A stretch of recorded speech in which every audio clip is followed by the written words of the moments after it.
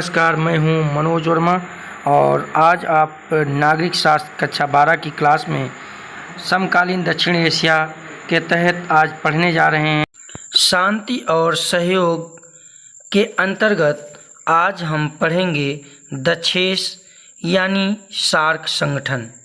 दक्षिण एशिया में एकता व सहयोग के लिए दक्षिण एशियाई क्षेत्रीय सहयोग संगठन दक्षेस अथवा सार्क की स्थापना दिसंबर 1985 में हुई थी। बांग्लादेश की राजधानी ढाका में 7 दक्षिण एशियाई देशों भारत, बांग्लादेश, भूटान, मालदीव, नेपाल, श्रीलंका और पाकिस्तान के राष्ट्राध्यक्षों ने 7 दिसंबर 1985 को इसकी औपचारिक रूप से घोषणा की थी। सार्क के दूसरे सम्मेलन बंगलौर, जो कि भारत में तय किया गया था। सार्क का मुख्यालय काठमांडू, नेपाल में होगा। ये संगठन परस्पर आर्थिक, सांस्कृतिक एवं वैज्ञानिक संपर्कों को बढ़ावा देने के उद्देश्य के कार्य को कर रहा है। वर्तमान में सार्क देशों की संख्या 8 है। अफगानिस्तान बाद में इस संगठन का सदस्य बना। दक्षेस यानी सार्क संगठन किस सिद्धांत को लेकर के चलता है, यानी किन सिद्धांतों पर आश्रित है, वो सिद्धांत के बारे में जानना आवश्यक हो जाता है। तो सार्क संगठन के चार्टर के अनुच्छेद 2 में दक्षेस के मुख्य सिद्धांत बताए गए हैं, जो इस प्रकार हैं।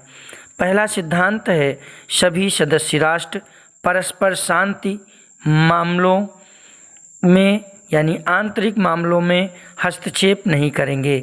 दूसरा सिद्धांत है, सभी सदस्य राष्ट्रों के हितों का आदर करेंगे।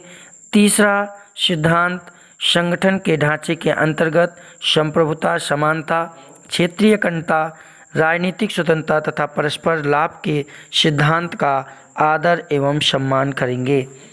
इस तरीके से देखा जाए तो अनुच्छेद 2 में इसके प्रमुख सिद्धांत बताए गए हैं। सार्क के उद्देश्य की अगर बात की जाए तो सार्क के संगठन के चार्टर में कुल 10 धाराएं हैं, जिनमें पहली धारा में सार्क के कुछ उद्देश्य बताए गए हैं। वो उद्देश्य निम्न प्रकार हैं। पहले हम उद्देश्य की बात करते हैं तो दक्षिण एशियाई क्षेत्र की जनता के कल्याणकारी कार्य करना एवं उसके जीवन स्तर को ऊंचा उठाने का प्रयास करना है। दूसरा उद्देश्य इसका है कि अंतर्राष्ट्रीय मामलों पर सामान्य हित के प्रश्न पर सहयोग प्रदान करना। तीसरा उद्देश्य दक्षिण एशियाई राष्ट्रों की सामूहिक आत्मनिर्भरता को बढ़ावा देना।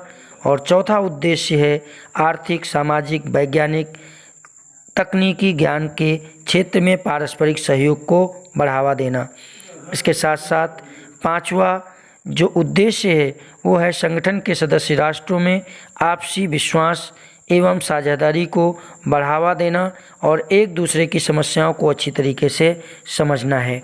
छठा उद्देश्य है दक्षिण एशियाई क्षेत्रों में सामाजिक और आर्थिक विकास को गति प्रदान करना व अन्य विकासशील देशों के साथ रचनात्मक सहयोग को बढ़ावा देना है।